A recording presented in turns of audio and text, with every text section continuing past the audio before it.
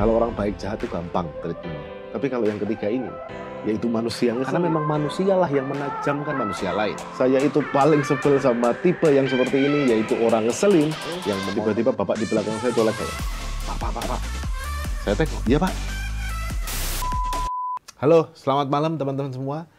Kalau ini jelas kelihatan ini pasti malam karena saya coba ganti suasana. Kalau biasanya di dalam ruang kantor saya, kalau kali ini saya coba pakai backyard kantor. Dan kali ini tentunya karena beda suasana, juga beda topik yang diomongin. Kalau kemarin saya ngomongin tentang what if, buat teman-teman yang belum nonton, nanti linknya saya taruh di atas, bisa langsung tonton. Banyak hal yang bagus juga di sana tentang what if. Tapi kalau di konten kali ini beda, karena saya akan ngomongin sesuatu yang deket sama kalian, yang mungkin tiap hari juga kalian lihat. Kita akan ngomongin tentang manusia ngeselin.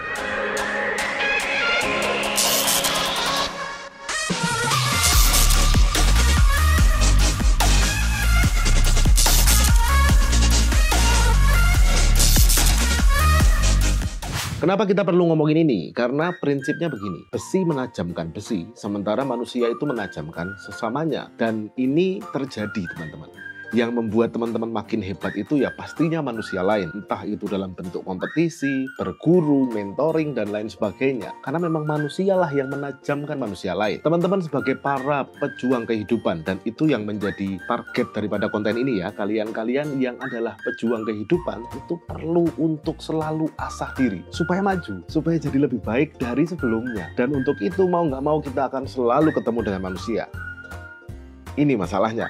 Manusia itu nggak cuman baik jahat, nggak cuman baik buruk, nggak cuman positif negatif. Iya, nggak cuman yin dan yang seperti hal yang ada di PowerPoint saya. Tapi manusia ada satu tipe lagi yang mungkin lebih sering kalian temui. Kalau orang baik jahat itu gampang treatmentnya. Tapi kalau yang ketiga ini, yaitu manusia ngeselin, nah ini susah treatmentnya.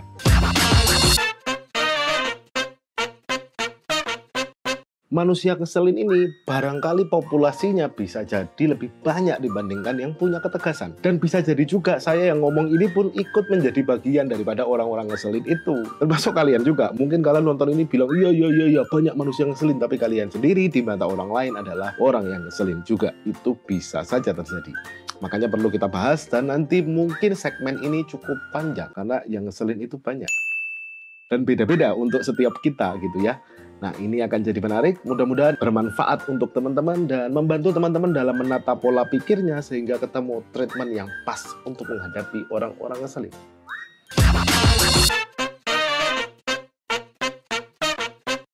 Karena gini, ini menarik ini, ngeselin itu belum tentu jahat loh teman-teman, sekalipun sulit untuk dikatakan baik. Ya, karena kan ngeselin. Tidak ada hal lain lagi karena memang ngeselin teman-teman. Tapi susah buat dibilang baik dan belum tentu jahat juga.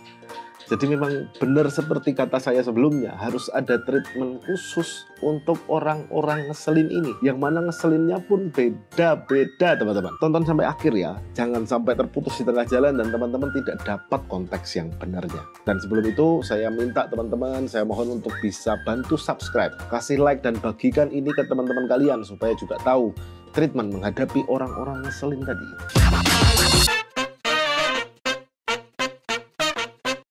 Kalau teman-teman lihat animasinya cukup ngeselin juga. Ini adalah orang ngeselin tipe pertama yang paling menyebalkan buat saya.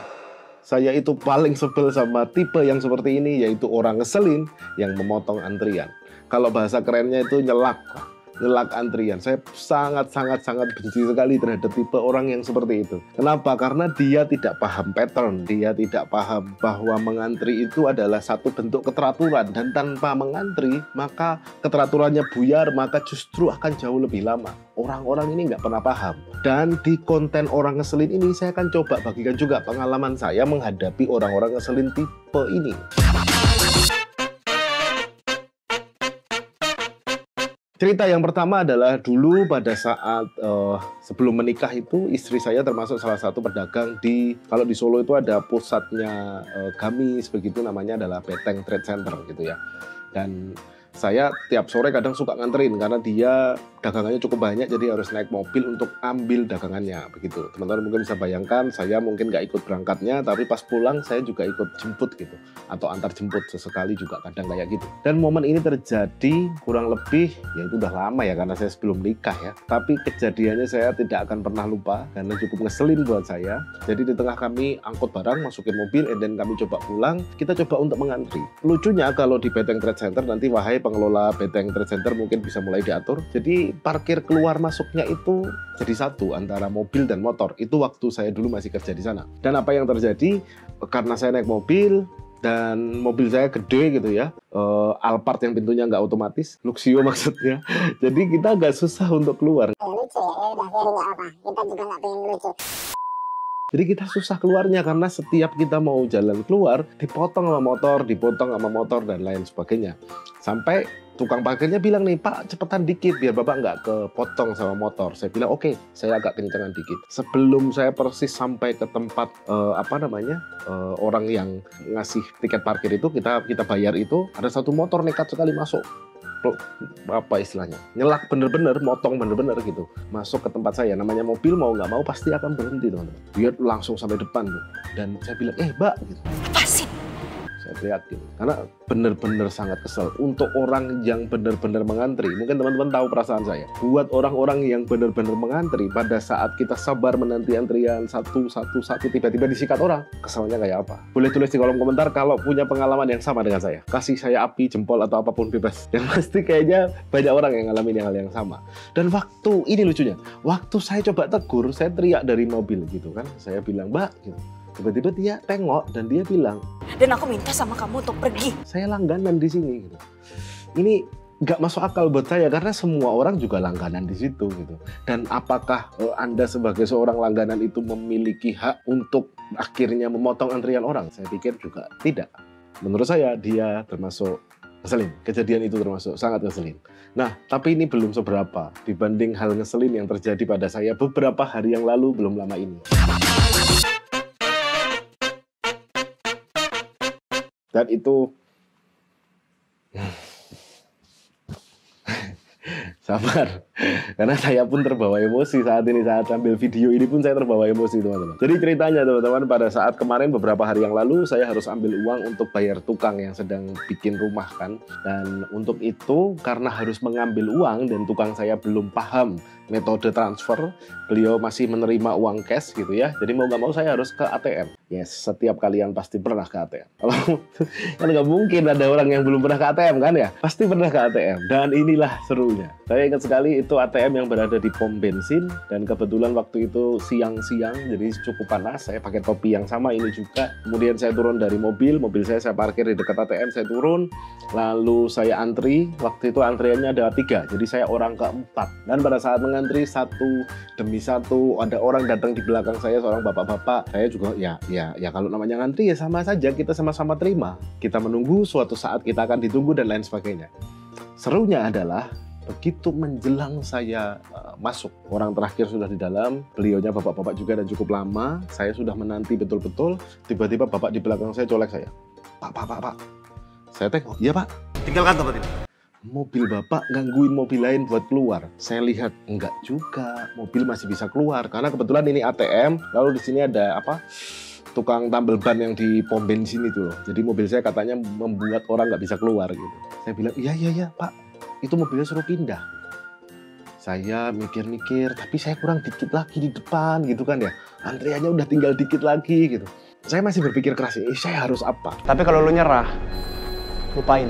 And then di tengah-tengah itu semua ya udahlah, karena ada yang resah dengan saya juga punya etika, saya nggak nyaman kalau mengganggu orang. Sekalipun saya melihat itu masih bisa dilakukan, saya akhirnya masuk ke mobil. Ini yang ngeselin buat saya teman-teman. Begitu saya buka pintu, saya naik ke atas mobil, si bapak tadi masuk ATM coba. Dia bener-bener masuk, dia buka pintunya, and then masuk, saya klakson, saya bilang tunggu bentar, saya itu tinggal emosi saya tuh tinggal mundurin mobil, ngapain Anda masuk? Tapi dia udah masuk ke dalam, udah ngambil uang dan lain sebagainya. Saya sementara harus mundurin mobil.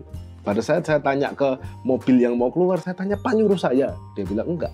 Dan ini metode baru dalam memotong antrian teman-teman. Ini super ngesel. Pada saat saya datang ke pintu, pintu ATM-nya, saya pengen negur bapaknya tadi, dia buka pintu dengan muka tidak bersalah dan cuma senyum ke kiri ke kanan, dia bilang saya pengen berkata-kata kotor tapi tidak di konten ini ya. Tapi itu sangat ngeselin. Menurut saya itu momen yang ngeselin. Nah, kenapa cerita-cerita ini harus saya bagi ke teman-teman? Kenapa kita juga harus ngebahas orang-orang ngeselin? Karena hati-hati teman-teman. Orang ngeselin itu everywhere. Ada dimanapun. Bisa jadi merusak pola pikir kita kalau kita tidak bisa menempatkan diri kita dengan tepat untuk menghadapi orang-orang macam ini. Itulah kenapa pentingnya ini. Hari ini kita bahas tentang memotong antrian. Buat saya, memotong antrian itu tindakan yang sangat menyebalkan, nomor 1 di top saya. Buat teman saya, enggak juga, biasa aja, dia potong antriannya biasa. Tapi kalau buat saya, yes, itu sangat menyebalkan. Buat teman-teman gimana? Boleh tulis di kolom komentar.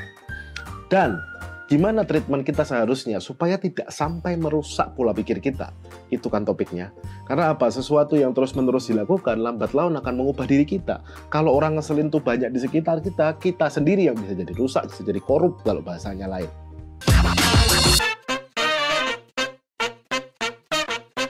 Cara menghadapi orang-orang yang ngeselin itu menurut saya ada 2, teman-teman. Yes, menurut saya ada 2. Yang pertama adalah sabar.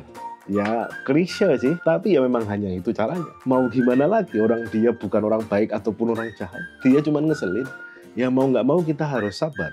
Dan sabar ini kita prepare dari awal kita berangkat kerja, dari awal kita memulai hari. Hidup kita harus penuh kesabaran. Kenapa? Karena kita akan ketemu maybe dengan orang ngeselin yang jumlahnya sangat-sangat banyak. Sabar kuncinya. Dengan sabar, teman-teman nggak kehilangan akal sehat, teman-teman nggak jadi mengumpat, teman-teman nggak jadi berantem, teman-teman nggak jadi hal-hal yang melakukan hal-hal yang bodoh. Number 1 is sabar. Dunia ini penuh orang ngeselin, sabar adalah kuncinya.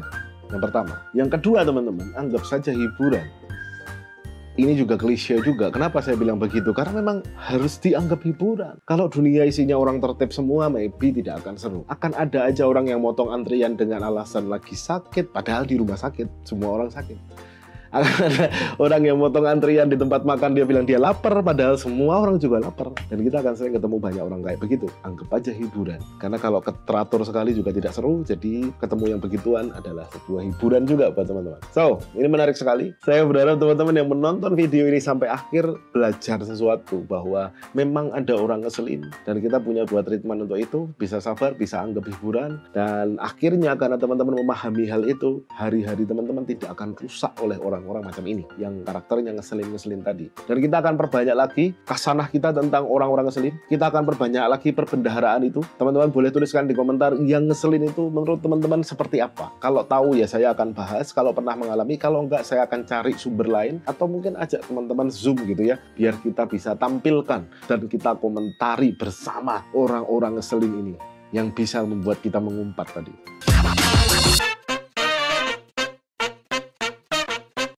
Baik, kira-kira begitu. Terima kasih buat teman-teman berjuang semuanya, para pejuang kehidupan yang luar biasa yang menonton video ini sampai akhir. Mudah-mudahan beberapa waktu ini bisa menambah pemahaman teman-teman tentang bagaimana menjalani kehidupan sehari-hari. Sukses selalu buat kalian, mudah-mudahan ini bermanfaat. Sampai ketemu di video berikutnya di konten Manusia Ngeselin. Jangan-jangan saya ngeselin juga ya, nggak tahu juga. Ada dunia banyak banget orang ngeselin, ya Allah, sabar. Yes.